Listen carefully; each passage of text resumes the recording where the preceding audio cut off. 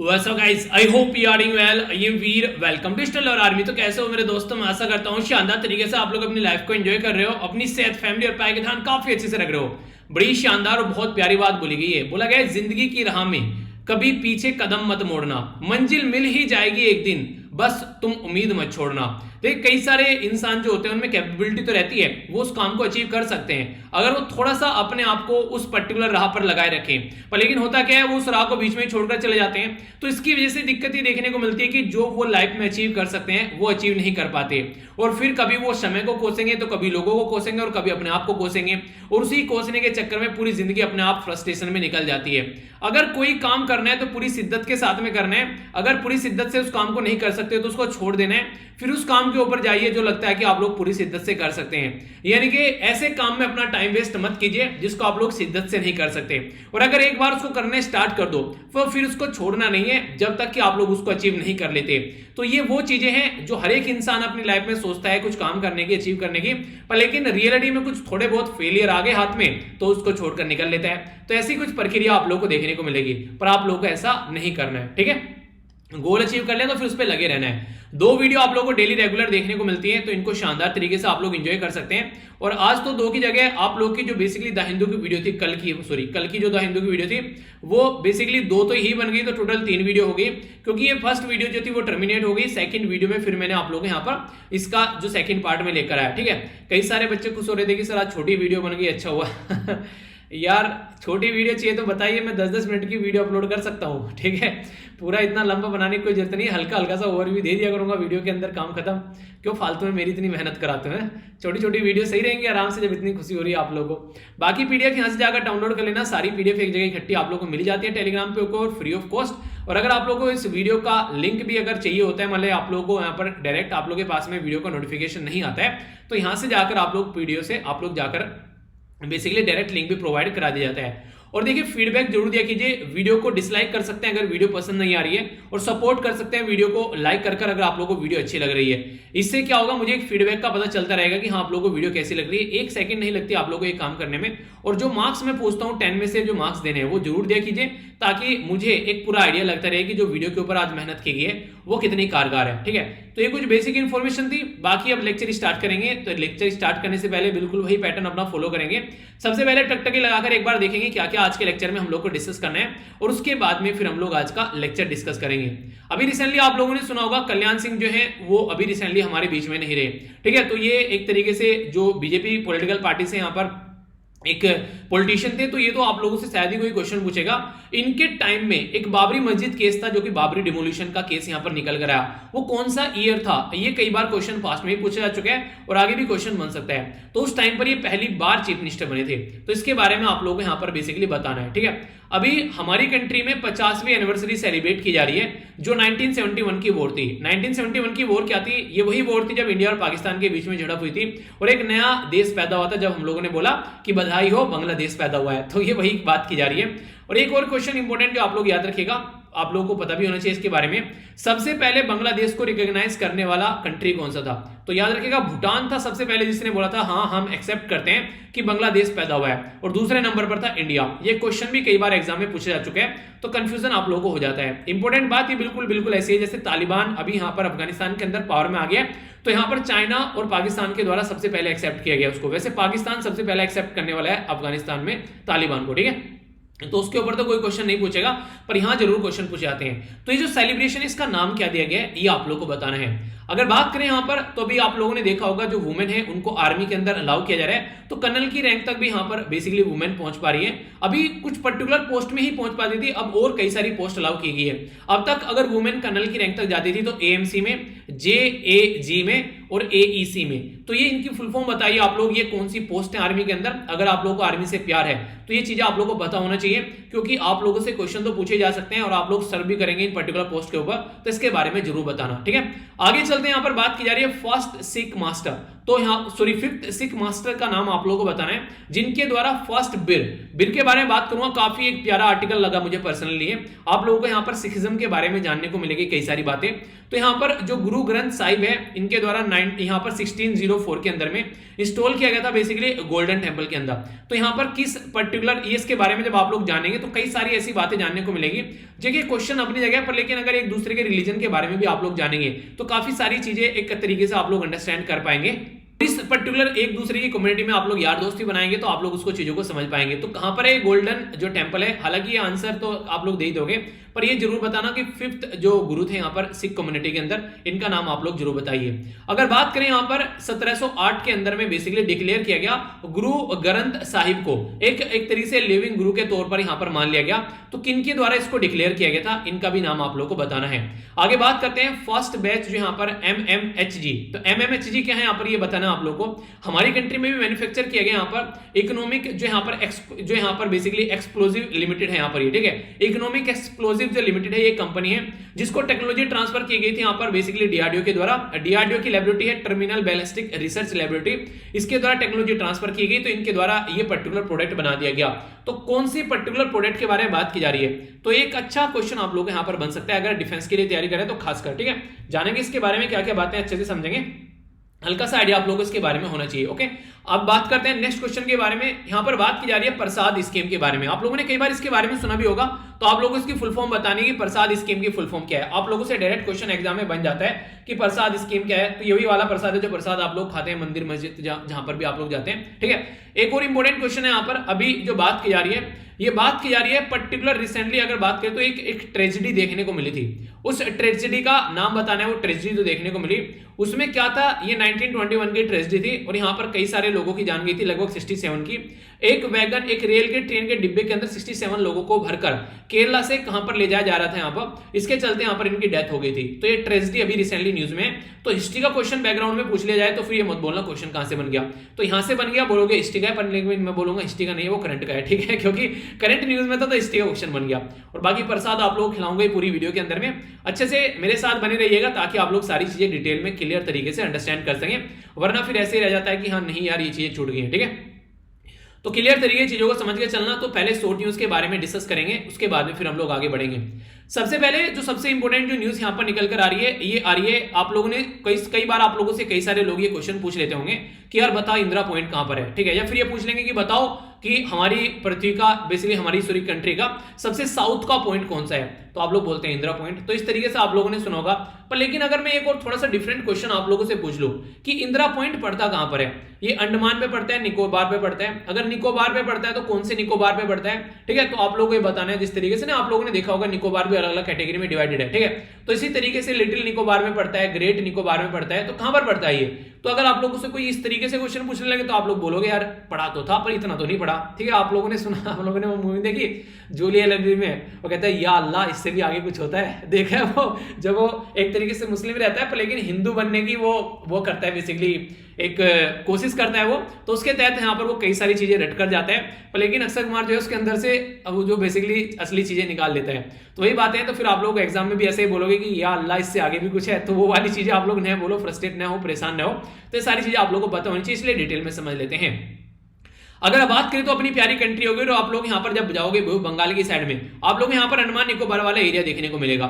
इस अंडमान निकोबार वाले एरिया के अंदर में जो अंडमान और निकोबार दो अलग अलग पार्ट है, ठीक है। एक ऊपर हो गया अंडमान और नीचे हो गया निकोबार। अंडमान भी अलग अलग पार्ट में डिवाइडेड है, एक को बोलते हैं नॉर्थ अंडमान, दूसरे को बोलते हैं मिडिल अंडमान, और यहाँ पर बोलते हैं लोअर अंडमान। यहीं पर ही कहानी खत्म नहीं हो जाती है, यहाँ पर एक और अंडमान आएगा जिसको आप लोग यहाँ पर बोलिएगा बेसिकली लिटिल अंडमान, यानी कि नॉर्थ अंडमान ये हो गया, मिडिल अंडमान ये हो गया, लोअर अंडमान। तो नॉर्थ मिडिल लोअर सबसे नीचे आएगा लिटिल, यानी कि लिटिल मास्टर सबसे नीचे आएंगे यहाँ पर। ये जब अगर पूछ ले आप लोगों से पोर्ट ब्लेयर जो कि अंडमान निकोबार की कैपिटल है वो कहां पर है, अगर क्वेश्चन आप लोगों से बन जाए तो याद रखना ये आप लोगों को देखने को मिलेगी जो बेसिकली लोअर अंडमान के अंदर में। और एक सेंटिनल आइलैंड भी है जहां पर जारवाहा ट्राइबल कम्युनिटी पाई जाती है। ये वही एरिया है जहां पर एक यूएसए के अमेरिकन नागरिक थे जिनकी डेथ हो गई थी, जारवाहा ट्राइबल ने तीर मारकर उनको मार डाला था। तो ये उसी पर्टिकुलर कम्युनिटी के बारे में बात की जा रही है। तो ये याद रखना। बाकी यहां पर अगर बात करें हो गया निकोबार, निकोबार में आप लोग देखते हैं बेसिकली ऊपर हो गया लिटिल निकोबार और यहाँ पर हो गया कार निकोबार, फिर हो गया लिटिल निकोबार, फिर हो गया ग्रेट निकोबार। तो जब इंदिरा पॉइंट आप लोग को देखने को मिलेगा तो वो यहां पर आएगा बेसिकली ग्रेट निकोबार के नीचे, ठीक है। इनके ग्रेट निकोबार के अंदर आप लोग को इंदिरा पॉइंट देखने को मिलेगा। बेसिक इन्फॉर्मेशन थी, आगे चलते हैं। अभी ये न्यूज में क्यों ये समझ लेते हैं। हमारी कंट्री में यहाँ पर स्वर्णिम विजय वर्ष विक्ट्री यहाँ पर फ्लेम एक तरीके से ये सेलिब्रेट की जा रही है, जिसके चलते इंदिरा पॉइंट तक इसको लेकर पहुंचाया गया। यानी कि जब हमारी कंट्री में ये 75वीं तो अपनी आजादी की सालगिरह सेलिब्रेट करें, 50वीं यहाँ पर हम लोग बात कर रहे हैं बेसिकली जो विक्ट्री थी 1974 की, उसको हम लोग सेलिब्रेट कर रहे हैं। तो यहाँ पर ये जल यात्रा के थ्रू पहुंचा गया इंदिरा पॉइंट पर। तो ये कहां पर है आप लोगों को देखने को मिलेगी, तो निकोबार में, जो खासकर ग्रेट जो निकोबार आइलैंड है, ठीक है, तो उसमें आप लोगों को देखने को मिलेगा निकोबार डिस्ट्रिक्ट। तो निकोबार डिस्ट्रिक्ट के अंदर आप लोगों को इंदिरा पॉइंट देखने को मिलेगा, जो कि यहाँ पर एक तरीके से तहसील है। यहाँ पर it is located in the तहसील ग्रेट निकोबार तहसील। तो ग्रेट निकोबार जो यहाँ पर ग्रेट निकोबार नाम से तहसील भी है, उसके अंदर आप लोगों को नजर आएगा। यानी कि इंदिरा पॉइंट जो है वो ग्रेट निकोबार के अंदर आप लोगों को देखने को मिलेगा। अब अगर आप लोगों से पूछ लें कि इंदिरा पॉइंट का नाम इंदिरा पॉइंट क्यों रखा गया, एक विलेज था यहाँ पर जिसका नाम इंदिरा पॉइंट रखा गया, क्योंकि फॉर्मर जो हमारी कंट्री की प्राइम मिनिस्टर थी श्रीमती इंदिरा गांधी जी, उनके द्वारा विजिट किया गया था इस पर्टिकुलर एरिया में 1984 में, ठीक है। ऑफिशियली इसको रीनेम कर दिया गया, फिर यहाँ पर ये 10 अक्टूबर ये 1985 में इसका नाम ये रख दिया गया, जिसको इंदिरा पॉइंट आप लोग बोलते हैं, क्योंकि उनके द्वारा इस एरिया में विजिट किया गया था। तो फिर यार इससे पहले तो कुछ और नाम होगा, अगर वो नाम पूछ ले आप लोगों से तो आप लोग क्या बोलेंगे, तो इसके बारे में याद रखिएगा। इसको बोलते हैं यहाँ पर बेसिकली पिग्मेलियन। तो पिग्मेलियन पॉइंट या फिर यहाँ पर इसको पार्सन्स पॉइंट के नाम से भी जानते थे, ठीक है। तो पिग्मेलियन या फिर यहाँ पर पार्सन्स, तो ये पॉइंट अगर बोले तो किसका नाम है यहाँ पर, तो ये इंदिरा पॉइंट है यहाँ पर, जिनका नाम चेंज कर दिया गया। तो अच्छा है, अब तो आप लोग आसानी से याद रख पाते हैं, पहले उल्टे सीधे नाम थे, तो इंदिरा पॉइंट याद रखने में आसान हो गई ना एग्जाम के लिए, ठीक है। इसी के साथ में इस पर्टिकुलर एरिया में कुछ और इंपॉर्टेंट बातें जान लेते हैं। यहाँ पर बेसिकली गैलेथिया नेशनल पार्क आप लोगों को देखने को मिलेगा, और लाइट हाउस यहाँ पर मेजर अट्रैक्शन का सोर्स है, जहां पर लोग जो है विजिट करने जाते हैं, ठीक है। तो ये पर्टिकुलर इस एरिया के बारे में बात की गई है। तो मुझे नहीं लगता कि आप लोगों के माइंड में कोई कंफ्यूजन, कोई इस तरीके से कोई डाउट होना चाहिए। तो सारी बातें मैंने आप लोगों को डिटेल में बता दी, ठीक है। फिर भी कोई कंफ्यूजन है तो आप लोग बताइएगा, उसको भी क्लियर कर लेंगे। अब आगे चलते हैं, ठीक है, आगे देखते हैं। ये जो इंपॉर्टेंट न्यूज यहां पर निकल कर आ रही है, ये आ रही है सिलेक्शन बोर्ड के बारे में। हमारी कंट्री में आर्मी के अंदर काफी कम वुमेन अब तक आप लोगों को देखने को मिलती थी, पर लेकिन सुप्रीम कोर्ट के कई सारे डिसीजन के बाद में वुमेन को आर्मी के अंदर अलाउ कर दिया गया डिफरेंट पोस्ट पर। अब तक अगर बात करें तो आर्मी जो है वो आर्मी के अंदर जो वुमेन है वो यहाँ पर कई पोस्ट ऐसी थी जिन पर नहीं जा पाती थी, पर लेकिन अब सब पोस्ट पर जा रही है। अब तक मैं पूछूंगी किन पोस्ट पर जा पाती थी, तो ये क्वेश्चन एक अच्छा क्वेश्चन होगा, जिसका आंसर मुझे लगता है कि आप लोगों को देना चाहिए, ठीक है। तो इसके बारे में ना इसीलिए आप लोगों से यहाँ पर एडिटोरियल बोल रहा हूं, इसीलिए मैंने आप लोगों से यहाँ पर बेसिकली जो क्विज के अंदर आप लोगों से क्वेश्चन भी पूछा, ठीक है। तो इसका आंसर आप लोग दिए यहां पर, जो मैंने आप लोगों से पूछा भी था।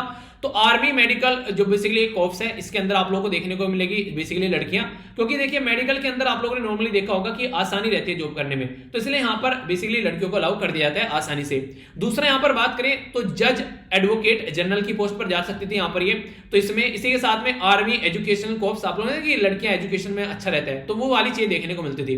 पर लेकिन अभी यहां पर पहली बार हमारे देश के अंदर में जो वुमेन ऑफिसर यहां पर पहुंच सकती है एक अच्छी रैंक पर, तो यहां पर आप लोग बात करें तो कोर्प्स ऑफ सिग्नल के अंदर मेरे फादर भी आर्मी के अंदर थे, तो मैंने आप लोगों से पिक्चर भी शेयर की थी। तो एक बच्चा बोला था सर पापा सिग्नल में थे क्या, मैंने कहा हाँ सिग्नल में थे। तो ये आप लोग देखते हैं यहाँ पर। इसी के साथ में कोर्प्स ऑफ इलेक्ट्रॉनिक्स एंड जो मैकेनिकल इंजीनियरिंग देखने को मिलेगी, और इसी के साथ में यहाँ पर जो इंजीनियरिंग के अंदर जो रैंक कर्नल तक अभी यहाँ पर ये पहुंच पाएंगे, जो कि अब तक ये अलाउ नहीं था। तो यहां पर अगर बात करें तो प्रमोशन जो यहां पर अगर बात करें तो आर्मी एक तरीके से क्लियर कर रही है यहां पर प्रमोशन ऑफ 5 वुमेन जो ऑफिसर्स हैं उनकी कर्नल रैंक के लिए।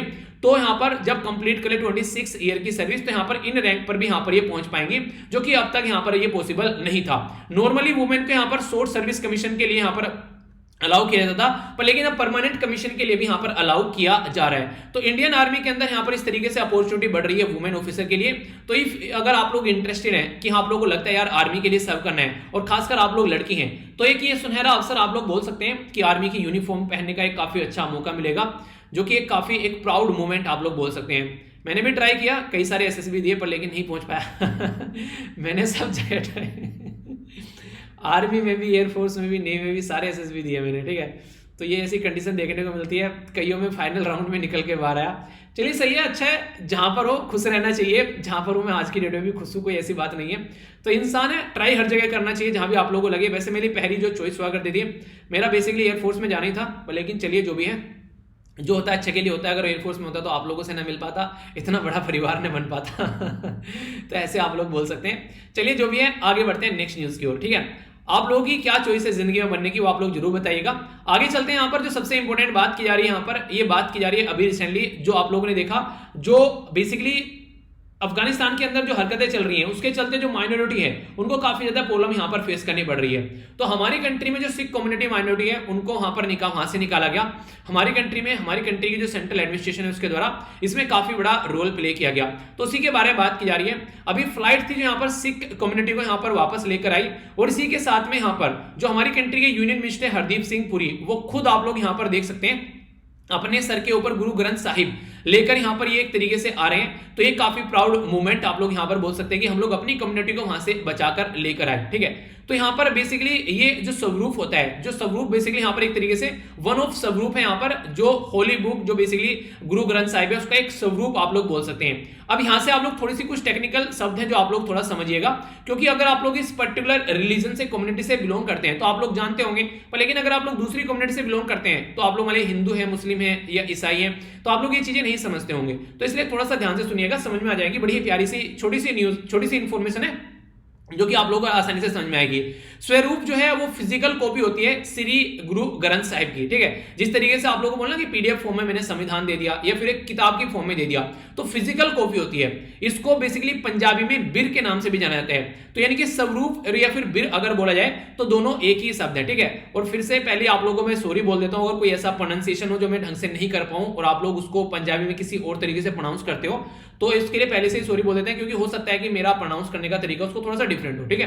तो क्योंकि ये एक तरीके से इसको अलग तरीके से देखा जाता है, रिलीजियस से रिलेटेड चीज है, तो इस तरीके से कई बार कई सारे जो इसको लेकर कई सारे लोग जो है गुस्सा हो जाते हैं। तो मैं पहले उसके लिए सॉरी बोल देता हूं। मैं एज ए टीचर इस चीज को प्रेजेंट कर रहा हूं, ना कि कोई रिलीजियस गुरु में आप लोगों को ये चीजें पढ़ा रहा हूं, ठीक है। तो दिस इज जस्ट एक गाइडिंग इंफॉर्मेशन आप लोग बोल सकते हैं, एक अवेयरनेस की चीजें बोल सकते हैं, तो जिसके बारे में मैं ओनली पढ़कर चीजें बता रहा हूं यहाँ पर, ठीक है। क्योंकि मैं इन चीजों का एक एक्सपर्ट नहीं हूं कि मैं इन सब चीजों में एक्सपर्ट हूं कि मैं यहाँ पर गीता, भगवत, कुरान या फिर कोई भी इसी तरीके से मैं उनका एक्सपर्ट हूं।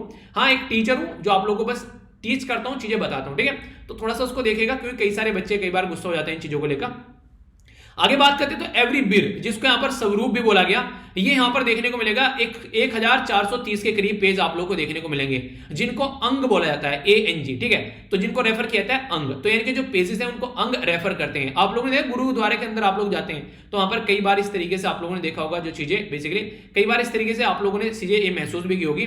सिख जो है एक तरीके से स्वरूप ऑफ गुरु ग्रंथ साहिब, ये यहां पर एक तरीके से लिविंग गुरु के तरीके से देखते हैं। देखिए पहले तो पर्टिकुलर पर्सन को एज ए गुरु के तरीके से ट्रीट किया जाता था, पर लेकिन आगे चलने के बाद में क्या हो गया, आगे चलने के बाद में देखिए ये चीजें कंटिन्यूअसली इस तरीके से होता है कि किस लेवल पर क्या चीजें चले। तो आगे चलकर जो यहाँ पर 10 गुरु जो थे उनकी सेम स्पिरिट आप लोगों को देखने को मिलेगी जो सिख कम्युनिटी के अंदर। ऐसा नहीं है कि कोई ये गुरु हो गए ये बहुत एक तरीके से एक अलग डिफरेंट कैटेगरी में है, वो गुरु दूसरे किसी दूसरी कैटेगरी में है, उनको सबको इक्वल कैटेगरी में रखा जाता है, सारे गुरु को एक इक्वल रेस्पेक्ट पे की जाती है। तो इसके चलते यहाँ पर आगे चलकर गुरु ग्रंथ साहिब को एज ए गुरु की तरीके से ट्रीट करने लगे। तो एक फिजिकल फॉर्म में, स्पिरिचुअल फॉर्म में यहाँ पर आप लोगों को देखने को मिलेगा एक तरीके से गुरु की तरीके से यहाँ पर ट्रीट किया जाने लगा। और ये चीजें कहां से स्टार्ट हुई थी, 5th सिख मास्टर थे जिनका नाम था गुरु अर्जन देव, उनके द्वारा पहला बिर यहां पर बेसिकली उनके द्वारा ये कंपाइल किया गया था गुरु ग्रंथ साहिब, ये 1604 के अंदर में, और इंस्टॉल किया था यहां पर कहां पर, ये गोल्डन टेंपल के अंदर में। तो वहां से ये चीजें स्टार्ट हुई और बाद में चलकर यहां पर 1708 के एयरफेयर में अगर आप लोग बात करें तो यहां पर गुरु गोबिंद सिंह जी के द्वारा डिक्लेयर कर दिया गया गुरु ग्रंथ साहिब को एज ए लिविंग गुरु, यानी कि सिख कम्युनिटी के लिए लिविंग गुरु के तौर पर यहां पर एक तरीके से उनको यहां पर मान लिया गया। तो वहां से ये चीजें जो थी फिर यहां पर ये चीजें आप लोग को देखने को मिलती है। तो इसके चलते बेसिक इंफॉर्मेशन है। तो यहां पर अभी एक स्वरूप अफगानिस्तान से अपनी कंट्री में लाया गया है, काफी बिल्कुल इसी तरीके से जिस तरीके से एक इज्जत मिलनी चाहिए वो सेम इज्जत यहां पर दी गई, बेसिकली वहां से निकाला गया, क्योंकि वहां पर अफगानिस्तान के अंदर जो तालिबान है वो यहां पर एक तरीके से माइनॉरिटी कम्युनिटी को एक्सेप्ट नहीं कर रहे हैं। तो वहां पर उनकी जो रिलीजियस जो चीजें हैं वो तोड़ी फोड़ी जा रही है। तो एक सिख कम्युनिटी अगर इस तरीके से वहां से निकल कर आ रही है तो आगे आने वाले टाइम में और भी बहुत सारी कम्युनिटी निकलना चाहेगी, पर लेकिन कितना पॉसिबल हो पाता है वो देखने वाली बात है। तो ये बेसिक इंफॉर्मेशन हो गई, ठीक है। आगे चलते हैं, यहाँ पर कल्याण साहब जो हैं अब हमारे बीच में नहीं रहे, तो उनकी आत्मा को शांति मिले। आगे अगर बात करें अभी यहाँ पर ये किस पर्टिकुलर पॉलिटिकल पार्टी से थे, तो भारतीय जनता पार्टी से कनेक्टेड थे। यहाँ पर ये एक इंडियन पॉलिटिशियन चीफ मिनिस्टर रह चुके हैं उत्तर प्रदेश के 2 बार, पर दोनों बार जो है इनको सौभाग्य नहीं मिला अपना टाइम पीरियड जो है पूरा करने का। चीफ मिनिस्टर जब उत्तर प्रदेश के रहे यहाँ पर ये, तो यहाँ पर सीएम थे उत्तर प्रदेश के फर्स्ट टाइम 1991 में, पर लेकिन 1992 में यहाँ पर दुर्घटना घट गई, जिससे बाबरी मस्जिद का केस आप लोग बोलते हैं। तो उस टाइम पर फिर क्या हो गया, जो चीजें थी वो सही तरीके से देखने को नहीं मिली, तो एक बुरी कंडीशन सामने आई, तो इनका टेन्योर जो था वो यहीं पर ही टर्मिनेट कर दिया गया, क्योंकि ये माना गया था कि जिस तरीके की सिचुएशन यहाँ पर देखने को मिली, ये उस चीज को संभाल नहीं पा रहे, यानी कि थाम नहीं पा रहे उस चीज को, तो इसके चलते इनका जो टेन्योर था वो वहीं पर ही टर्मिनेट करना पड़ गया। ठीक है, एक तो इंपॉर्टेंट ये पॉइंट आप लोग याद रखिएगा, ठीक है, कि हाँ इनको बीच में ही यहां से निकाल दिया गया बेसिकली, क्योंकि बाबरी मस्जिद डिमोलिशन हो गया यहाँ पर 1992 में, उसके चलते। जब दूसरी बार में आप लोग बात करेगा, सेकंड टाइम 1997 में ये चीफ मिनिस्टर बने, फिर 1999 में इनको रिमूव कर दिया गया पॉलिटिकल पार्टी के द्वारा। फिर आगे चल के इनका करियर जो था वो लगभग एक तरीके से खत्म हो गया। गवर्नर बनाया गया 2014 में, जब प्रेजेंट टाइम की गवर्नमेंट आई तो इनको गवर्नर बनाया गया राजस्थान का। फिर आगे चल के गवर्नर रहे हिमाचल प्रदेश के, और इसी का चार्ज जो था यहाँ पर ये एक तरीके से फिर त्यागा अगस्त के महीने में सेम ईयर में।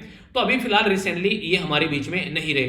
तो ये कुछ बातें हैं जो आप लोग याद रखिएगा, और एक पर्टिकुलर केस भी है यहाँ से रिलेटेड आप लोग याद रखिएगा। बेसिकली यहाँ पर एक केस था यहाँ पर एसआर बुमई केस, इसका नाम आप लोगों ने सुना होगा। एसआर बुमई जो केस था यहाँ पर, इसके बेस पर जब केस पहुंचा सुप्रीम कोर्ट के अंदर में, तो उन्होंने बोला कि रिलीजियसली हमारी कंट्री एक सेक्युलर कंट्री है, और रिलीजन के नाम पर इस तरीके से स्टेट को अगर ना थाम पाना, ऐसी कोई दुर्घटना देखने को मिलेगी, तो उस पर्टिकुलर पोस्ट पर यहाँ पर एक पर्टिकुलर पर्सन को बैठने का कोई हक नहीं है, अगर रिलीजन के नाम पर इस तरीके से झड़प देश के अंदर देखने को मिलती है। तो एसआर बुमई के केस के हिसाब से भी यहाँ पर इसको मेंटेन करार दिया गया, और यहाँ पर इनको अपनी पोस्ट जो थी वो छोड़नी पड़ी। ठीक है, तो इस तरीके से आप लोग इनको समझ सकते हैं। बाकी ये कुछ बेसिक इंफॉर्मेशन थी जो मैंने आप लोगों से शेयर की है। अब आगे चलते हैं, ये एक पर्टिकुलर केस अभी निकल कर आया बेसिकली महाराष्ट्र की साइड से। ठीक है, महाराष्ट्र में क्या हुआ यहाँ पर, अभी यहाँ पर यूनियन जो मिनिस्टर राज्यसभा जो मेंबर है यहाँ पर, जिनका नाम है नारायण रानी, ठीक है, तो उनके द्वारा एक स्पीच दी गई रायगढ़ के अंदर। तो यहाँ पर चीफ मिनिस्टर उदय ठाकरे के खिलाफ उनके द्वारा बोला गया। हुआ क्या था कि उदय ठाकरे साहब के खिलाफ जो इनके द्वारा ये स्टेटमेंट दी गई, उसके चलते इनको गिरफ्तार भी कर लिया गया। रिग्रेट जो बेसिकली यहाँ पर क्या था, ये बेसिकली ऐसा हुआ कि उनके द्वारा स्टेटमेंट दी गई, और वो एक ईयर भूल गए यहाँ पर आजादी का, कि किस साल में हमारा देश आजाद हुआ था, 1947 काइंड ऑफ कुछ ऐसा भूले हुए। तो उसके चलते इनके द्वारा उनको बोला कि एक तरीके से उनको जोर से थप्पड़ लगना चाहिए, काइंड ऑफ स्टेटमेंट देगी, तो फिर इनको पकड़ लिया गया। ठीक है, तो यहां पर अगर इंपॉर्टेंट बात क्या होगी कि अगर पार्लियामेंट जो है वो सेशन में नहीं है, तो एक पर्टिकुलर मेंबर ऑफ पार्लियामेंट और मेंबर ऑफ लेजिस्लेटिव असेंबली या फिर विधायक और सांसद को एक नॉर्मल इंसान की तरीके से ट्रीट किया जाएगा, और उनके खिलाफ केस चल सकता है, उसमें कोई दिक्कत दो राय देखने को नहीं मिलेगी। पर लेकिन अगर पार्लियामेंट सेशन में है तो फिलहाल इनको गिरफ्तार नहीं किया जा सकता था। ये समझिएगा आप लोग, ये कंफ्यूजन आप लोगों के माइंड में नहीं होना चाहिए। यानी कि अगर पार्लियामेंट सेशन में होती तो इनको प्रिविलेज रहते हैं, आप लोगों को देखने को मिलेगा जो प्रिविलेज है राज्यसभा के, उसके हिसाब से अगर बात करें, अगर कॉन्टिन्यूएंस है यहाँ पर हाउस, और इसी के साथ में आफ्टर 14 डेज बिफोर और 14 डेज आफ्टर, यानी कि जब हाउस स्टार्ट हो जाता है उसके 40 दिन पहले और 40 दिन बाद में यहाँ पर, तो बेसिकली यहाँ पर ये रहता है कि एक तरीके से पर्सन पर जो सिविल प्रोसीजर कोड है उसके अंदर यहाँ पर इनके ऊपर केस नहीं चलते हैं, ताकि फ्रीडम हो सके, उनको अरेस्ट करने से फ्रीडम रहते हैं, ताकि पार्टिसिपेट प्रॉपर कर सके, क्योंकि वो रिप्रेजेंटेटिव है जनता का। अगर कोई पर्टिकुलर पर्सन जो है वो जनता का रिप्रेजेंटेटिव रहेगा और वो वहां पर पार्लियामेंट में जाकर उनकी रिप्रेजेंटेशन नहीं दिखाया जाए, तो जनता के साथ में वो एक तरीके से नाफरमानी होगी, यानी कि जनता के साथ में वो सही नहीं होगा ट्रीटमेंट। ठीक है, तो इसलिए यहाँ पर कुछ ऐसी एक प्रिविलेज मिले हुए हैं यहाँ पर लेकिन अगर नॉर्मल तरीके का टाइम रहेगा तो एक हमारी कंट्री में जो भी दंड मिलता है कोड ऑफ सिविल प्रोसीजर के हिसाब से, तो वो सारी चीजें आप लोगों को यहाँ पर मिलती हुई वो बेसिकली इंप्लीमेंट होती नजर आएगी, क्रिमिनल प्रोसीजर कोड जो भी लगेगा यहाँ पर। ठीक है, सेक्शन 22 है यहाँ पर रूल ऑफ प्रोसीजर, अगर कंडक्ट जो बिजनेस है राज्यसभा का, तो उसके चलते पुलिस जज या फिर मजिस्ट्रेट है उसको यहाँ पर इन्फॉर्म करना पड़ेगा राज्यसभा के चेयरमैन को कि हाँ ये इंसान जो है ऐसे गिरफ्तार कर लेगा, ऐसी कोई कंडीशन बनी है। और फिर यहाँ पर एक तरीके से जो अरेस्ट करने के बारे में अगर बात करें, प्लेस ऑफ जो डिटेंशन इम्प्रिजनमेंट कहां पर रखा गया है, वो सारी बातें जो चेयरमैन है वो एक्सपेक्ट करेगा कि इन्फॉर्म किया जाए काउंसिल को कि हाँ ऐसा कुछ चल रहा है, क्योंकि देखिए एक रिप्रेजेंटेटिव है जनता के, तो इस तरीके से इतना जो डेकोरम बनाना मेंटेन रखना जरूरी रहता है, क्योंकि एक नॉर्मल इंसान तो है नहीं, नॉर्मल इंसान से बढ़कर हो जाते हैं। ठीक है, नेक्स्ट आर्टिकल की ओर चलते हैं। ये बात कर रहे हैं बेसिकली किसके बारे में, ये बात कर रहे हैं इन बॉम्ब के बारे में। जो बेसिकली ये बॉम्ब है इनके बारे में याद रखिएगा, आप लोगों ने सुना भी होगा, पिक्चर में कई बार देखा भी होगा, ये हैंड ग्रेनेड होते हैं। आप लोगों ने कई बार पिन निकाले जाते हैं, तो एक तो है डिफेंसिव मोड में यानी कि अपनी जान बचानी है डिफेंसिव मोड में एक तरीके से बोल सकते हैं, तो इसके ऊपर एक बॉडी कवर रहेगा, ठीक है, इस तरीके से। ऑफेंसिव मोड में जब ये रहेगा इसके नीचे बॉडी कवर नहीं रहेगा, इसको उतार देते हैं, तो ये एक तरीके से विदाउट जो यहाँ पर बॉडी के रहेगा यहाँ पर ये, और यहाँ पर ये बॉडी रहेगी इसका, ये फ्यूज होता है यहाँ से पिन निकाला है, पिन निकाल के फिर फेंक देता है उसको इंसान, ठीक है। तो वो वाली बातें हैं, ये न्यूज में क्या है समझ लेते हैं। पहला बैच हमारी कंट्री में जो मल्टी मोड हैंड ग्रेनेड है, ये अभी हमारी कंट्री मैन्युफैक्चर किए गए इलेक्ट्रॉनिक एक्सप्लोजिव लिमिटेड के द्वारा, उसको टेक्नोलॉजी ट्रांसफर की गई थी यहाँ पर terminal ballistic research laboratory DRDO के द्वारा, ये टेक्नोलॉजी दी गई आर्मी के, बेसिकली ये बनाए गए अभी नागपुर महाराष्ट्र के अंदर में। तो पहला जत्था यहाँ पर अभी मिल गया हमारी कंट्री की आर्मी को। अच्छी बात यहाँ पर यह कि हमारी कंट्री में खुद ही हम लोग इनको बना रहे हैं, ठीक है। तो ग्रेनेड जो है ये नॉट जस्ट लिथल, ऐसा नहीं कि बहुत खतरनाक है, सेफ यूज भी इनका आप लोगों को देखने को मिलेगा। मैंने कहा ना भी यहाँ पर कि डिफेंसिव और ऑफेंसिव दोनों मोड में आप लोगों को यहाँ पर ये देखने को मिलेंगे। तो इसके चलते यहाँ पर जो डिजाइन इनका किया जाता है, तो उसके बेस पर यहाँ पर डिफेंसिव यहाँ पर किस तरीके से रहेंगे और ऑफेंसिव कैसे रहेंगे, तो वो आप लोगों को देखने को मिलेगा। तो वेरी हाई रिलायबिलिटी और सेफ यूज इनका माना जाता है नॉर्मली, और रिप्लेस किया जाएगा जो ग्रेनेड नंबर 36 वर्ल्ड वॉर 1 के टाइम से जब तक हम लोग यूज कर रहे थे उसका भी खत्म किया जाएगा। ये ज्यादा रिलायबल, ज्यादा इफेक्टिव, ज्यादा तगड़े तरीके से वार करने वाला अब नया ग्रेनेड हमारी कंट्री में इंक्लूड किया गया है। तो ये अगर डिफेंस के बारे में क्वेश्चन आप लोगों से बने तो हल्का सा इसके बारे में आप लोग इन्फॉर्मेशन जरूर रखिएगा। तो ये बेसिक इन्फॉर्मेशन हो गई, तो कोई कंफ्यूजन आप लोग को नहीं रखना है, ठीक है। तो ये थी इसके बारे में इंफॉर्मेशन। आइए अब आगे चलते हैं, थोड़ा सा न्यूज जो है वो हम लोग डिटेल में जानेंगे। सबसे पहले बात करेंगे इंटरनेशनल न्यूज के साथ में। तो यहां पर जो ये न्यूज निकल कर आ रही है लैटिन अमेरिका या फिर कैरेबियन, जो कैरेबियन एरिया है उसके बारे में आप लोग बात कर सकते हैं। अगर मैप में आप लोग देखना चाहते हैं तो ध्यान से देखिएगा, ये पर्टिकुलर जो ग्रीन पोर्शन आप लोगों को यहां पर देखने को मिलेगा ये है लैटिन अमेरिका, ठीक है। तो यहां पर आप लोग देखते हैं सेंट्रल अमेरिका पार्ट, ऊपर तो नॉर्थ अमेरिका हो गया और ये साउथ अमेरिका पूरा, तो लैटिन अमेरिका के अंदर ये पोर्शन आप लोग को आ जाता है। तो कंफ्यूज आप लोगों को नहीं होना है, अगर कल को कोई क्वेश्चन बन जाए कि लैटिन अमेरिका क्या है, तो आप लोग के माइंड में बिल्कुल क्लैरिटी यहां पर होनी चाहिए। लैटिन अमेरिकन और जो कैरेबियन एरिया है, जो यहां पर कैरेबियन सी के आसपास में जो आप लोग को एरिया देखने को मिलेगा, ठीक है। अगर कैरेबियन सी आप लोग देखना चाहते हैं तो अपनी प्यारी कंट्री से कंपेयर कीजिएगा। तो कैरेबियन सी में आप लोग को लेकर चलता हूं, ये आप लोग देखते हैं, ये हो गया कैरेबियन सी, ठीक है। तो लैटिन अमेरिका के अंदर ही कैरेबियन सी भी आप लोगों को ये पर्टिकुलर पोर्शन जो यहां पर देखने को मिल रहा है, इसी के आसपास वाले एरिया के बारे में बात की जा रही है। अभी बात क्या की जा रही है, वर्ल्ड मीटरोलॉजिकल ऑर्गेनाइजेशन जिसको आप लोग WMO बोलते हैं, उसके द्वारा एक रिपोर्ट रिलीज की गई और बोला गया कि काफी एक इंपैक्ट देखने को मिल रहा है यहाँ पर क्लाइमेट चेंज का और एक्सट्रीम वेदर का। तो लैटिन अमेरिका और कैरेबियन जो एरिया है इसके अंदर में, तो अगर बात करें 2020 जो था यहाँ पर, ये एक तरीके से अनप्रेसिडेंटेड एक हीट वेव का ईयर था। यहाँ पर काफी ज्यादा सूखा देखने को मिला, काफी ज्यादा गर्मी हो गई, काफी सारे फॉरेस्ट में आग लगी, कई सारे साइक्लोन आ गए, कई सारी फूड इनसिक्योरिटी हो गई, यानी कि लोगों को ये चांस नहीं था कि यहाँ पर खाना भी मिलेगा या फिर नहीं मिलेगा, ऐसी दिक्कतें यहाँ पर देखने को मिलने लगी। इंटर गवर्नमेंटल पैनल जो मैंने कल ही आप लोगों को डिटेल में पढ़ाया, IPCC की यहाँ पर रिपोर्ट भी प्रस्तुत की गई, inter governmental panel on climate change. तो उसके बारे में 6th असेसमेंट आप लोगों को यहां पर देखने को मिला, तो उसके बारे में हम लोगों ने डिस्कस किया। तो क्लाइमेट चेंज कितना ह्यूज इंपैक्ट डाल रहा है सब कॉन्टिनेंट के ऊपर, तो हम लोगों ने जाना। तो 2020 जो था वो 3 यानी कि 3rd वार्मेस्ट ईयर देखने को मिला सेंट्रल अमेरिका के अंदर और कैरेबियन वाले एरिया के अंदर। 2nd वार्मेस्ट ईयर था साउथ अमेरिका के अंदर, यानी कि काफी बड़ा ह्यूज इंपैक्ट यहां पर आप लोग बोल सकते हैं कि टेम्परेचर बढ़ने का जो अभी निकल कर आ रहा है। और खासकर अगर टेम्परेचर बढ़ता है, तो मैंने आप लोग को बताया था, अगर टेम्परेचर बढ़ जाता है तो उस पर्टिकुलर एरिया में हेल्थ के इशू होते हुए नजर आएंगे। एग्रीकल्चर के बारे में बात करें तो उसकी प्रोडक्टिविटी आप लोगों को घटती हुई नजर आएगी। इसी के साथ में कोस्टल एरिया डूबते हुए नजर आएंगे, तो क्लाइमेटिक रिफ्यूजी लोग बन जाएंगे। तो और भी काफी सारे नुकसान देखने को मिलेंगे वहां पर, इस तरीके से आप लोग समझ सकते हैं। यहां पर ये इंफॉर्मेशन दी गई है वर्ल्ड मीटरोलॉजिकल डिपार्टमेंट के द्वारा।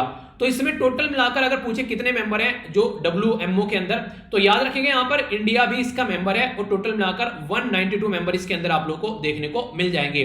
स्टैब्लिश इसको किया गया था 1950 के अंदर में, यहां पर हमारी कंट्री में जब संविधान इंप्लीमेंट किया गया तो उसी साल में यहां पर आप लोग देखते हैं नॉर्मली, ठीक है। तो इसको इंप्लीमेंट किया गया। तो यूनाइटेड नेशन की एक स्पेशलाइज्ड एजेंसी है, जनेवा स्विट्जरलैंड के अंदर आप लोग को इसका हेडक्वार्टर देखने को मिलेगा। ये 2 रिपोर्ट प्रस्तुत करती है जो आप लोग को याद रखनी है, इंपॉर्टेंट क्वेश्चन बन सकता है। पहला तो रिपोर्ट है यहाँ पर स्टेट ऑफ ग्लोबल क्लाइमेट, तो आप लोगों से पूछ ले स्टेट ऑफ ग्लोबल क्लाइमेट कौन प्रस्तुत करता है, तो वर्ल्ड मीटरोलॉजिकल डिपार्टमेंट इसको प्रस्तुत करता है। दूसरा क्वेश्चन यहाँ पर पूछ ले जाए कि ग्रीन हाउस गैस बुलेटिन कौन देता है, ग्रीन हाउस गैस बुलेटिन, ठीक है। तो ये भी यहां पर वर्ल्ड मीटरोलॉजिकल डिपार्टमेंट देता है। स्टेट ऑफ ग्लोबल क्लाइमेट, तो ये याद रखेगा। और दूसरा यहां पर ग्रीन हाउस गैस बुलेटिन, ठीक है। तो ग्रीन हाउस गैस बुलेटिन कौन देता है, वो भी यही देता है, ठीक है। तो ये बेसिक इन्फॉर्मेशन होगी, इसके बारे में कंफ्यूजन नहीं होना चाहिए आप लोगों को अगर क्वेश्चन बन जाता है तो, ठीक है। तो ये मैंने आप लोगों को इसके बारे में कुछ बातें बता दी। बाकी टेम्परेचर बढ़ रहा है और क्या क्या दिक्कत है और कुछ बातें यहां पर जानते हैं। ट्रॉपिकल जो नॉर्थ अटलांटिक ओशन है, यानी कि एक तरीके से नॉर्थ अटलांटिक ओशन जो है, अगर आप लोग मैप में देखना चाहते हैं थोड़ा सा इसको एक तरीके से, ठीक है, ये हो गया बीचों बीच में नॉर्थ अटलांटिक ओशन, ठीक है। तो नॉर्थ अटलांटिक ओशन में भी जो यहां पर बेसिकली अगर आप लोग इसको देखेगा तो ट्रॉपिकल के बारे में बात की जा रही है। Tropic of Cancer, tropic of Capricorn, दो जो रेखाएं होती हैं उनके बारे में आप लोगों ने सुना है। तो यहां पर ट्रॉपिकल रीजन जो है उसके बारे में बात की जा रही है। तो वहां पर काफी ज्यादा वार्मर देखने को मिलेगा, normal through out the year यहां पर काफी रेन देखने को मिलती है आप लोगों को, रिजल्ट रहता है। लैंडस्लाइड यानी कि खिसक जाता है, भूमि स्खलन हो जाता है, फ्लड बाढ़ आ जाती है, फ्लैश फ्लड भी आप लोगों को देखने को मिलती है, यानी कि इन्वायरमेंट का डिजास्टर आप लोगों को यहां पर देखने को मिल जाएगा। ऐसे ऐसे माहौल यहां पर बनते हुए नजर आते हैं। ये कई सारे रीजन का पीछे क्या रहता है यहां पर, डिफोरेस्टेशन। देखिए कहीं पर भी अगर कोई पेड़ रहता है ना, अगर आप लोगों ने ध्यान से देखेंगे पेड़ अगर कहीं पर है तो उसकी जड़ें जो होती है वो मिट्टी को जकड़ कर रखती हैं, वो कहीं ना कहीं बहुत सारी चीजों को टूटने से, खिसलने से इस तरीके से रोकता है। पर लेकिन पेड़ कट जाता है तो फिर वहां पर आसानी हो जाती है भूमि स्खलन में। तो डिफोरेस्टेशन इंक्रीज हो गया लास्ट 4 ईयर में, जिसके चलते यहां पर ये इसलिए किया जा रहा है कि कैटल जो पोस्चर यानी कि एक तरीके से जो कैटल यानी कि जानवरों को चराने वाला काम, और इसी के साथ में जो जहां आग लग जाती है उसकी वजह से फॉरेस्ट जल जाते हैं। तो इसकी वजह से यहां पर इन एरिया में ये दिक्कतें देखने को मिल रही है। डिफोरेस्टेशन अमेजन फॉरेस्ट के अंदर काफी लार्ज स्केल पर आप लोगों का देखने को मिलेगा। मैंने बताया था ना कि जो अमेजन के जो जंगल है, जिनको एक तरीके से आप लोग बोल सकते हैं लंग भी कहा जाता है पृथ्वी के अंदर, तो जो अमेजन फॉरेस्ट है अगर इसको आप लोग देखना चाहेंगे ये है, ठीक है। तो ब्राजील के अंदर यहां पर काफी लार्ज स्केल पर अमेजन फॉरेस्ट आप लोगों को देखने को मिलेंगे। तो ये जो अमेजन फॉरेस्ट है ब्राजील के साथ साथ में और भी कई एरिया में फैले हुए हैं, यहां पर काफी लार्ज स्केल पर उनको क्लियर किया जा रहा है। काट पीट कर यहां पर कई सारी चीजें बनाई जा रही हैं, कोई हाईवे बना रहे हैं, कोई बिल्डिंग बना रहे हैं, कोई पुल बना रहे हैं, मतलब इस तरीके से काफी ज्यादा यहां पर देखने को मिलेगा। तो डिफोरेस्टेशन अमेजन रिवर बेसिन में भी आप लोगों को देखने को मिलेगा। टोटल 9 कंट्री है जो यहां पर साउथ अमेरिका के अंदर आज के में जो स्टोर करती है 10% ऑफ ग्लोबल कार्बन। अगर बात करें डिक्लाइन होती जा रही है इसकी कार्बन को एक तरीके से इकट्ठी करने की कैपेसिटी भी। अटलांटिक बेसिन के अंदर अगर आप लोग जाएंगे तो 30 के करीब साइक्लोन आए हैं यहां पर 2020 के अंदर में।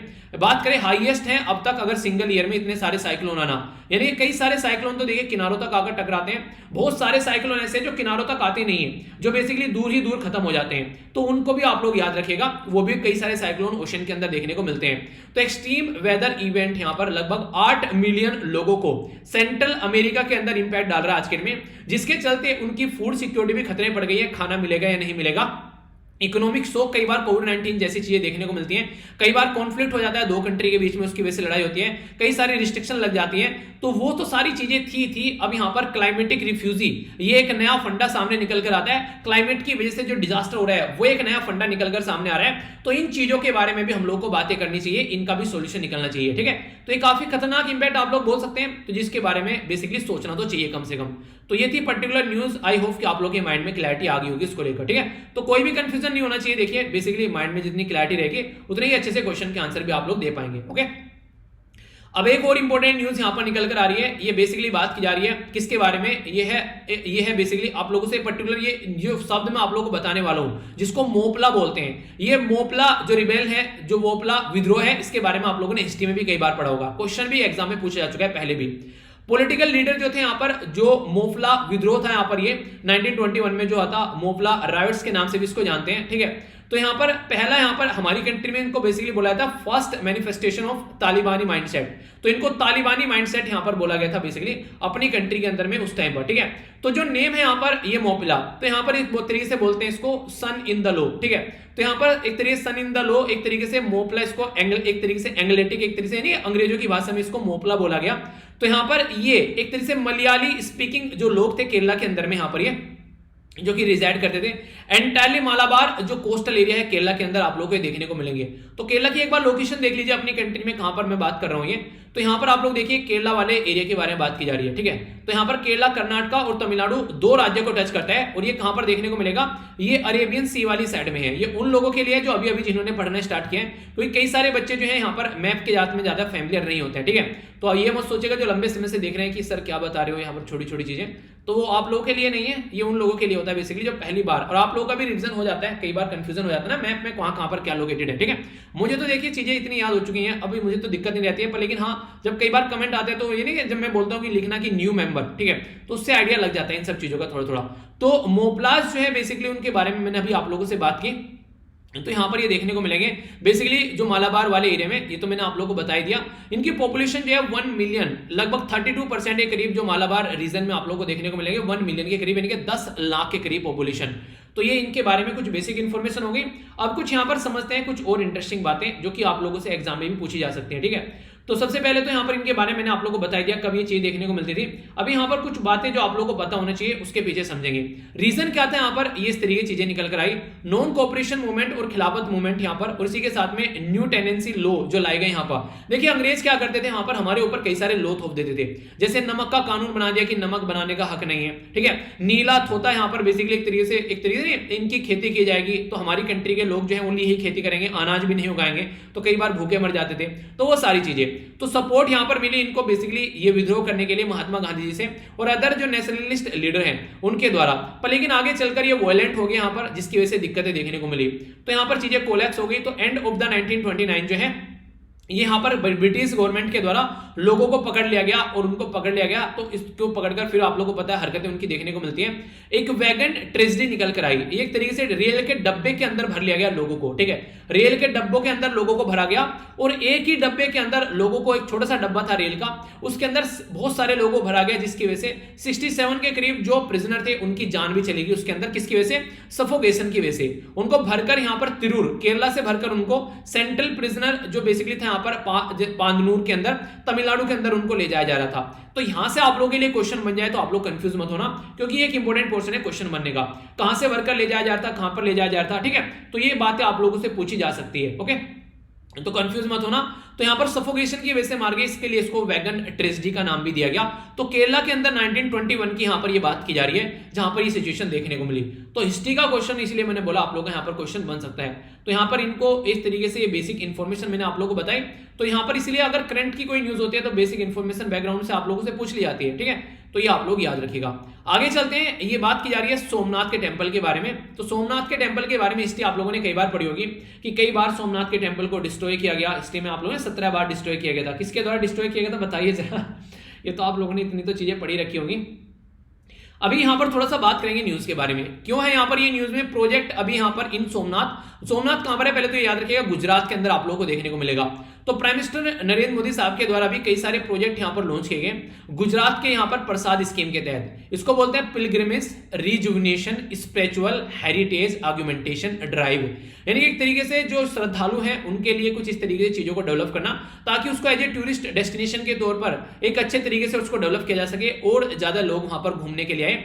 तो 47 करोड़ रुपए यहां पर इसके ऊपर इन्वेस्टमेंट करने की बात की जा रही है, जो कि यहां पर इसका ढांचा और सुधारा जाए। सोमनाथ एग्जीबिशन सेंटर यहां पर डेवलप किया जा रहा है। इसी के साथ में एक प्रीमाइस बनाया जा रहा है टूरिस्ट फैसिलिटेशन सेंटर के नाम से, जो कि एग्जीबिशन यहां पर प्रस्तुत करेगा ओल्ड सोमनाथ टेंपल के बारे में। जो स्कल्पचर वगैरह जो भी यहां पर दिखाई जाएंगी, ये नागरा जो स्टाइल है, ये बेसिकली जो यहां पर temple architecture of old Somnath आप लोगों को देखने को मिलेगा। ये जो टेंपल था ये रेफर किया जाता है अहिल्याबाई टेंपल के नाम से भी, क्योंकि ये जो बनाया गया था क्वीन अहिल्याबाई ऑफ इंदौर के द्वारा यहां पर, ठीक है, जो कि यहां पर ओल्ड टेंपल आप लोगों को देखने को मिलेगा, रुइन कर दिया गया, तोड़ा गया कई बार। तो ये भी बेसिक इंफॉर्मेशन है आप लोगों के लिए।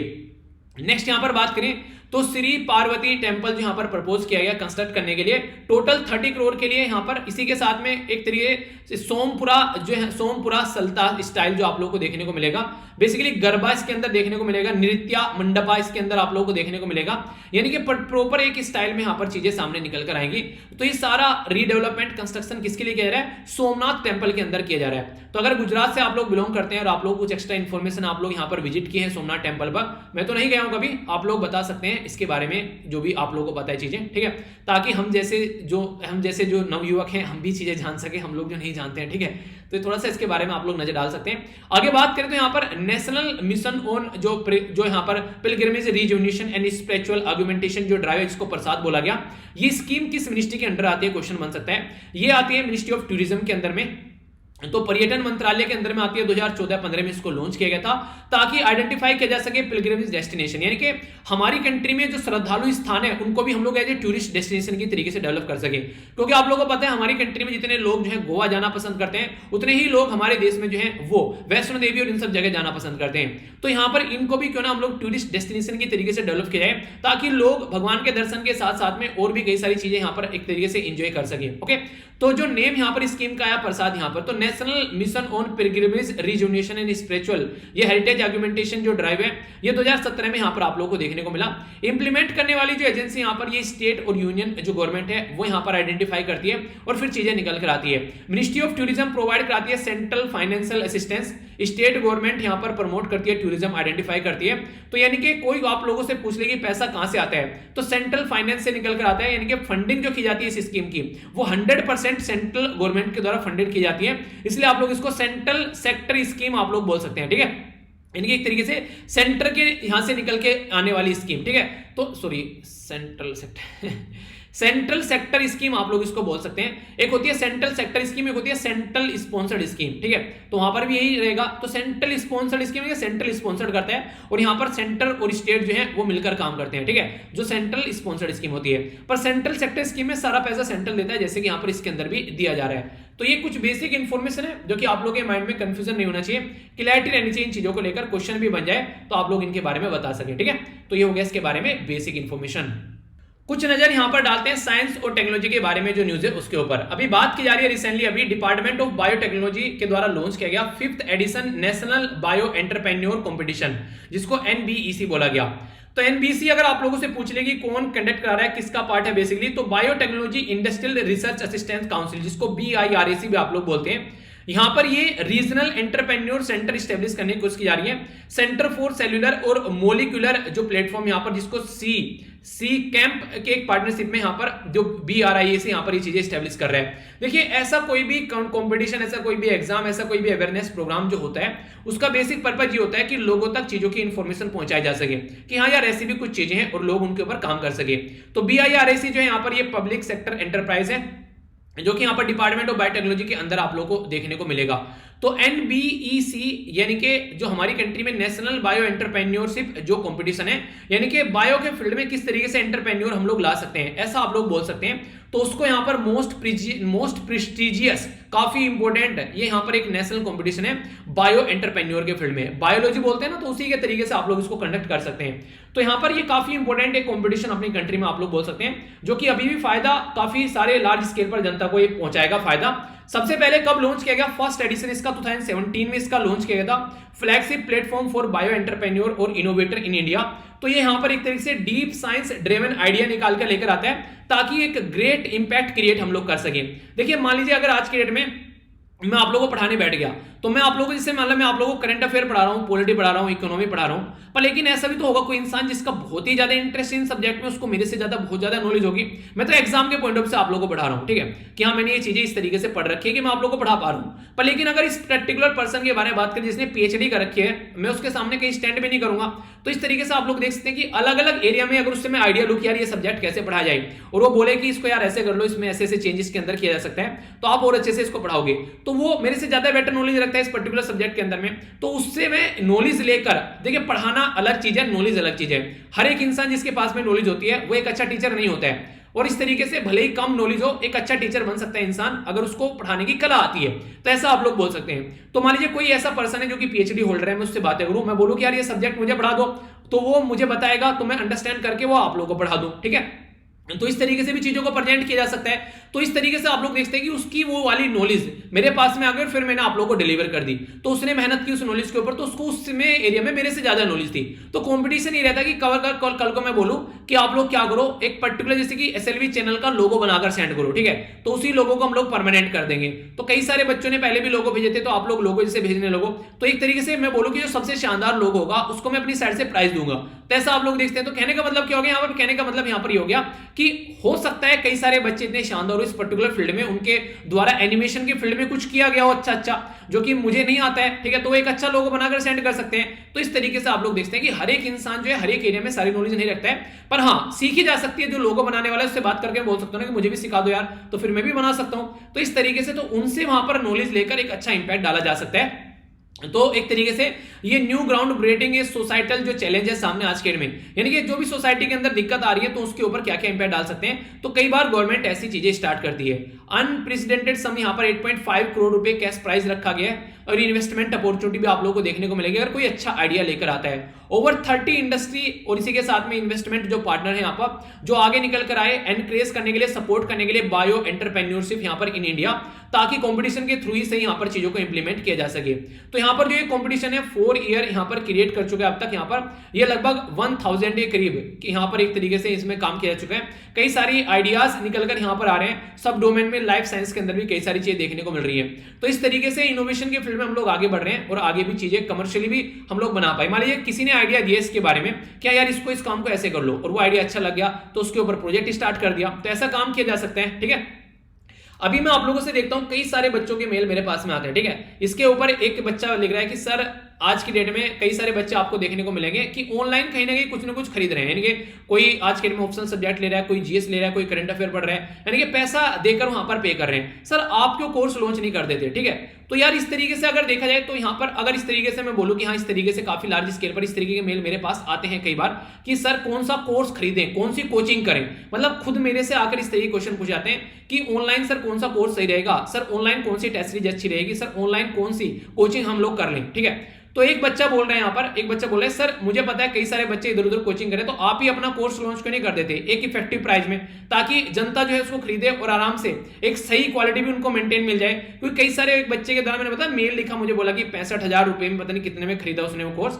और वहां पर एक ही सब्जेक्ट पढ़ाया गया वो भी करंट अफेयर। बोला कि सर उससे तो फ्री, आप फ्री में करंट अफेयर उनसे बेस्ट पढ़ा रहे हो। तो इस तरीके से देखने को मिलेगा। तो हर एक इंसान के क्राइटेरिया अलग अलग है। ठीक है, तो इस तरीके से अगर इंसान की रिक्वायरमेंट के हिसाब से चीजें अवेलेबल प्रोवाइड करा दीजिए तो इससे क्या फायदा रहता है। मान लीजिए अब जैसे मैं आप लोगों को किताब प्रोवाइड करा रहा हूं, ठीक है, मैंने कई सारे बच्चों को किताबें भेजी, अभी मैंने बताया था कि इतनी सारी रिक्वायरमेंट है मेरे पास में किताबों की कि यहाँ पर लगभग 9 से 10 लाख रुपए उसमें लग जाएंगे अगर मैं किताबें प्रोवाइड कराऊं। तो यहाँ पर अगर इस तरीके से आप लोग देखें कहीं पर मेरे पास में अगर बैकग्राउंड से कुछ पैसा आ रहा है तो आप लोगों से पैसा न लेकर यहाँ पर डायरेक्ट ही मैं उसको यहाँ पर इस तरीके से लगाने लगूं तो ये होता है एक तरीके से रिसोर्स को जनरेट करने वाली बात है। ठीक है, तो इस तरीके से आप लोग देखते हैं वहां पर वो सब लोग नहीं खरीदेंगे, पर हाँ जो कहीं ना कहीं कोर्स खरीद रहे हैं जाकर अगर वो लोग खरीदेंगे तो वो लोग एक तरीके से उनके पास से पैसा अच्छा खासा, तो उनसे पैसा जो लाया जाए वो फिर एक तरीके से रॉबिनहुड अप्रोच का नाम सुना आप लोगों ने, रॉबिनहुड अप्रोच बोलते हैं उसको, यानी कि जो पैसा देने के काबिल है उससे पैसा ले लिया जाए और जो पैसा देने के कैपेबल नहीं है वहां पर पैसे को यूटिलाइज कर दिया जाए। यही अप्रोच जो है वो गवर्नमेंट यूज करती है, टैक्स पेयर से टैक्स की मनी ले लेती है और फिर उसको क्या करती है, फिर आप लोगों के लिए स्कीम निकाल कर लेकर आती है। तो वरना गवर्नमेंट थोड़ी ना पैसा बनाती है, गवर्नमेंट के पास में कहीं से पैसा आ रहा है। तो एक सस्टेनेबल मॉडल यहां पर इसको बोलते हैं, तो वही मॉडल को इंप्लीमेंट करने की बात यहां पर की जा रही है। अगर कोई बिजनेस निकल के सामने आता है, स्टार्टअप निकल कर सामने आता है और एक अच्छा आइडिया आया, जिससे उसने बोला ना कि सर इस तरीके से एक आइडिया आप कर सकते हैं, ठीक है, जो कई और कोर्स खरीदने क्यों ना आपका ही कोर्स खरीद लें, आप कोर्स बना के दे दो, तो उसमें पैसा जो आ रहा है तो इस तरीके से आइडिया आ गया सामने निकल कर, उस पर मान लीजिए कोर्स बना दिया मैंने और वहां से पैसे को यूज कर लिया, तो आइडिया आया सामने निकल कर कि हाँ बायोटेक्नोलॉजी में ये कर सकते हैं, तो गवर्नमेंट ने पैसा दे दिया, उसको स्टार्टअप बना दिया, आगे चलकर काम करने लगे। तो इस तरीके से बहुत सारे लोगों को जॉब मिल गई। यहां पर एक अच्छा आइडिया आ गया कि दूसरी कंट्री से कुछ सामान हम लोग खरीद कर लेकर आते हैं, अपने ही देश में सामान बना दिया, तो इस तरीके से आइडिया निकल कर आने लगते हैं। तो ये बेसिक इन्फॉर्मेशन है इसके बारे में, तो एक अच्छा कॉम्पिटिशन आप लोग यहाँ पर इसको बोल सकते हैं। ठीक है, तो ये थी कुछ बातें इसके बारे में, आई होप कि आप लोगों के माइंड में कोई डाउट नहीं होगा। ठीक है यार, ऐसे मेल मत किया करो कि सर कौन सा कोर्स खरीदे, कौन सा क्या करें।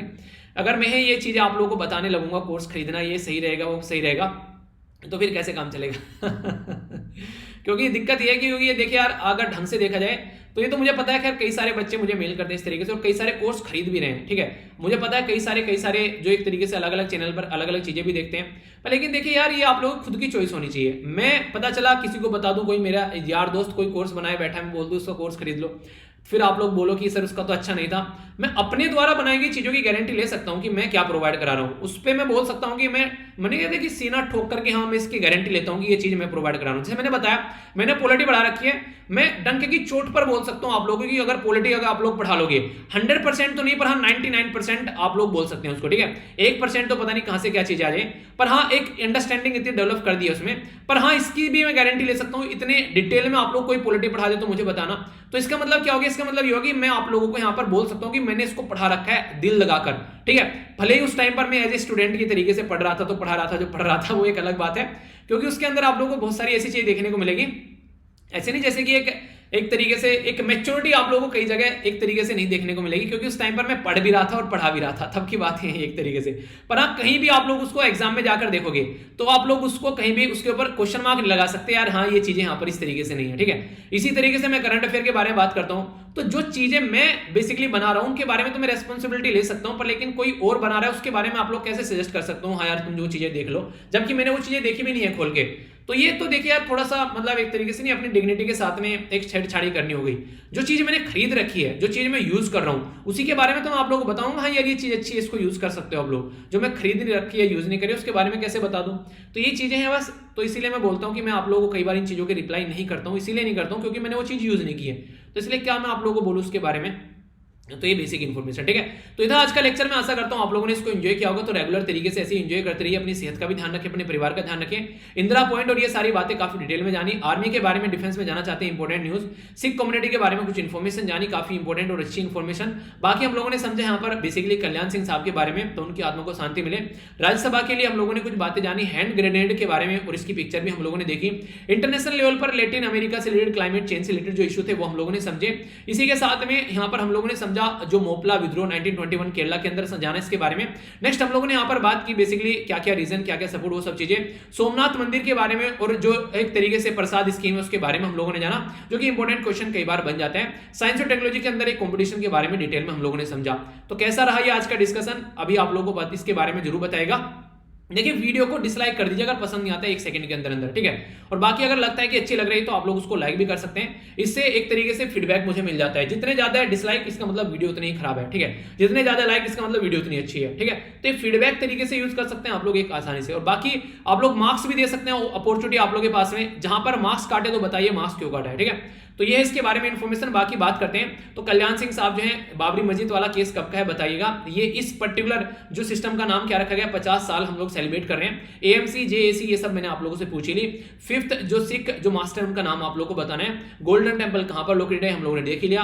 1708 यानी कि 1708 में कौन पर्टिकुलर यहाँ पर पर्टिकुलर पर्सनैलिटी का नाम आप लोगों को बताना है, जो कि जो गुरु ग्रंथ साहिब को एक तरीके से जो लिविंग गुरु की उपाधि इनके द्वारा दी गई, ठीक है। MMHG के बारे में आप लोगों को बताना है बेसिकली। इसी के साथ में यहाँ पर आप लोगों को बताना है कि यहाँ पर एक तरीके से जो ये स्ट्रेटजी का नाम, सॉरी एक ट्रेजेडी का नाम क्या था बेसिकली, ट्रेजेडी जो यहाँ पर देखने को मिली केरला के अंदर में, यहाँ पर प्रसाद स्कीम की फुल फॉर्म। तो ये बेसिक इन्फॉर्मेशन है जिसके बारे में आप लोग को आंसर देना है, ठीक है। अब आगे थोड़ा सा रिवीजन भी कर लेते हैं, एक लास्ट डे का रिवीजन कर जरूर जाया कीजिए, लंबे समय तक चीजें याद रख पाएंगे। करविक क्लास स्टेल्थ शिप के बारे में हम लोगों ने बात की थी। तो गोवा शिपयार्ड लिमिटेड इसको यहाँ पर बनाने वाली है, किसके द्वारा टेक्नोलॉजी ट्रांसफर की जा रही है। आईएनएस चिल्का के बारे में हम लोगों ने बात की थी, तो इसमें आईएनएस क्या है ये बताइए। चिल्का लेक कहां पर लोकेटेड है ये आप लोग को बताना है। कौन सा ट्रिब्यूनल जो ट्रिब्यूनल बनाया गया, कौन सा संविधान में संशोधन किया गया ये बताइए, किस ईयर में किया गया। कौन सा article inter state river water dispute के बारे में बात करते हैं। कौन सी कंट्री जिसने फर्स्ट ऑल वुमेन जो यहाँ पर कंटिजेंट भेजा है यहाँ पर यूएन पीस कीपिंग फोर्स में। जीसैप क्या है ये बताना है। OMO क्या है ये बताइए आप लोग। लिक्विडिटी बढ़ानी है घटानी है, ये बेसिकली तो सिक्योरिटी बेचनी पड़ेगी खरीदनी पड़ेगी, बताइए डिटेल में डिस्कस किया था। आदि कास्केड फ्रॉग के बारे में बात की, कहां पर पाया गया है, किस हिल एरिया में है और किस राज्य के अंदर और किस ट्राइबल कम्युनिटी के बेस पर इसका नाम रखा गया है। तो बेसिक इंफॉर्मेशन है यार, एग्जाम में क्वेश्चन बन जाए तो फिर बोलते हो कहां से बन गया, तो थोड़ा सा याद रखोगे तो आसानी से आंसर दे पाओगे।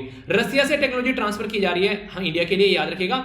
आईएनएस चिल्का ये उड़ीसा के अंदर में, आईएनएस की फुल फॉर्म आप लोगों को बतानी है। 42nd कॉन्स्टिट्यूशन अमेंडमेंट किया गया 1976 में, ट्रिब्यूनल बनाए गए जब हमारे देश में ओरिजिनल संविधान में नहीं थे, ठीक है। आर्टिकल 262 के बारे में याद रखिएगा, ये इंटर स्टेट वाटर डिस्प्यूट के बारे में बात करता है। यहां पर 2007 में इंडिया पहली कंट्री बनी जिसने ऑल वुमेन ये फोर्स भेजी यहां पर यूएन पीस कीपिंग फोर्स के लिए।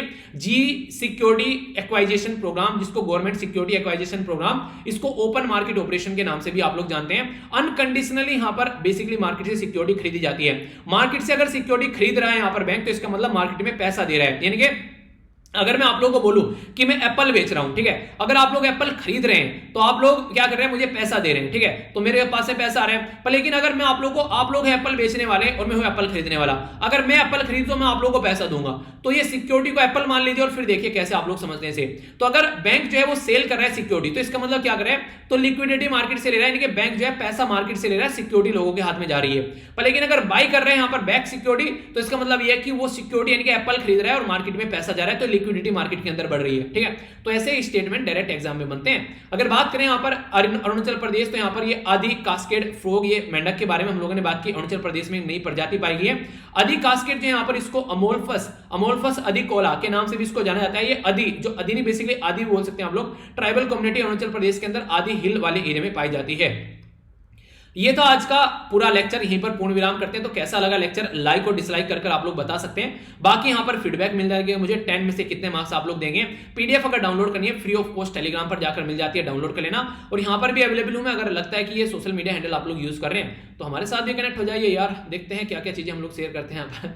तो बाकी आप लोगों को लगता है कुछ इंपॉर्टेंट इन्फॉर्मेशन शेयर करनी है तो टेलीग्राम पे आप लोग बेसिकली कनेक्ट रहिए पीडीएफ के लिए, और यहाँ पर स्टडी लेवल वीर पर आप लोग अपनी इंपॉर्टेंट इन्फॉर्मेशन को शेयर कर सकते हैं जो पब्लिकली नहीं शेयर कर पाते। तो नेक्स्ट लेक्चर में मिलता हूँ, बड़ों को नमस्ते, छोटों को प्यार, छोटी सी लाइफ एंजॉय कर। तब तक के लिए जय हिंद।